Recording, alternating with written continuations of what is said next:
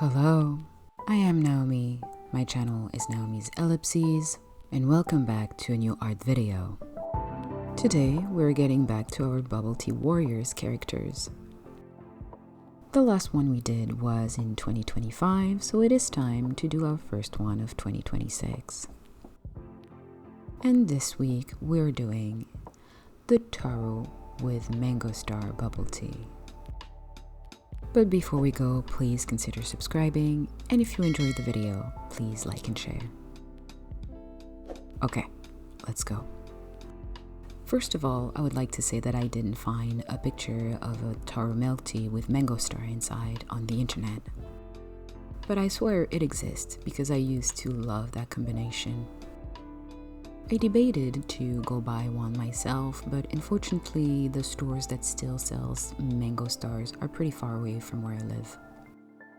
So unfortunately we will have to use our imagination for that. But okay, let's get into the character.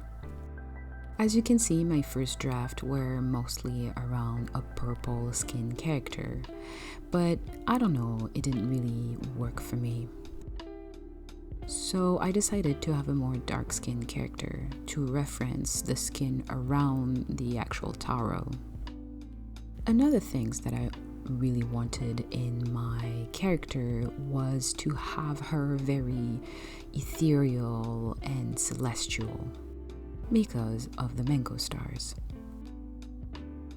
So I played around with the different material, but I knew I wanted something sheer on her. I guess sheer equals ethereal? I don't know.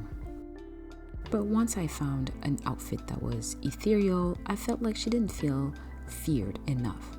She's a warrior after all. So to remedy to this, I gave her some straps. I imagined that she would keep her shurikens in there. Because of course she would have star-shaped weapon. Two more quick things about her design. Right now, I'm really working on the arms because I wanted her to be strong. She's more on the fluffy side, so I would imagine with all her training, she would be very, very strong. And I wanted to portray that in my drawing, so she has very well-defined arms.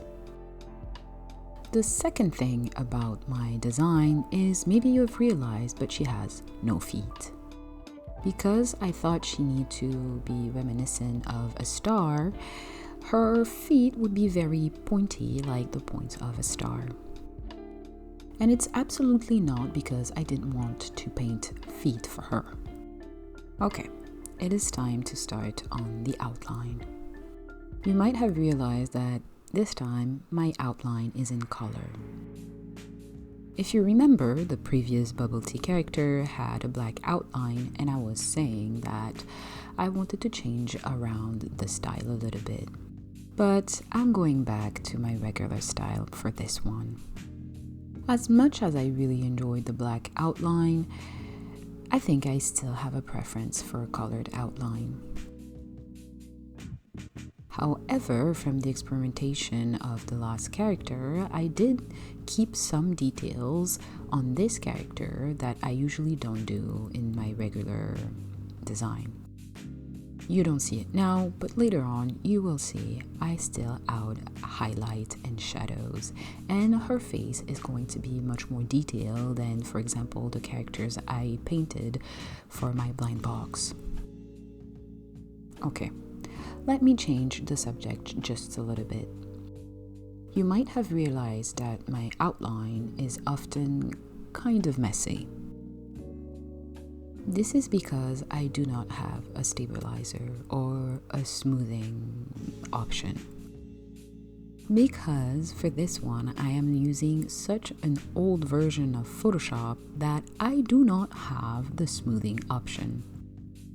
And this is why when I do my outlines, you might see me redraw the outline over and over and over again to get more or less of a clean outline. But it's sure at some point I'm gonna switch to a newer version. I am just procrastinating about that.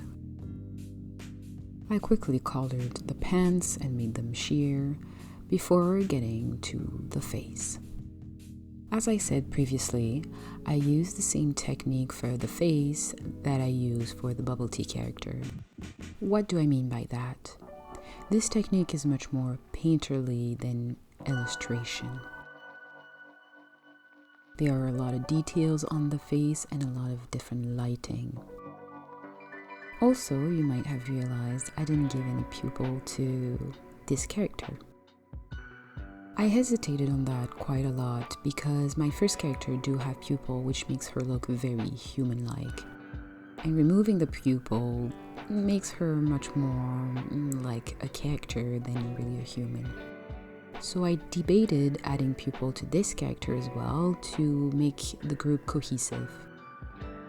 But I really could not bring myself to do so. I really liked her with those all-white eyes. I think it added to the ethereal vibe of her. Now, as I said, also, I added some highlight and shadows, which are much less detailed than in the face. I did the same for the Bubbletea character. And now, finally, we get to my favorite part, the embellishment of the entire character. At first, I just wanted to add dots to make the stars on her limbs and her legs. But then I remember that I have that wonderful paintbrush that makes beautiful stars. It's not really the stars like in the Bubbletea, but I think it really worked and I really liked it, so I kept it this way. But without further ado, this character is done. If you would like to see the future Bubbleteas that are to come, please consider subscribing. Also, have a look at the last one that I did, the Bubbletea. I really like it as well.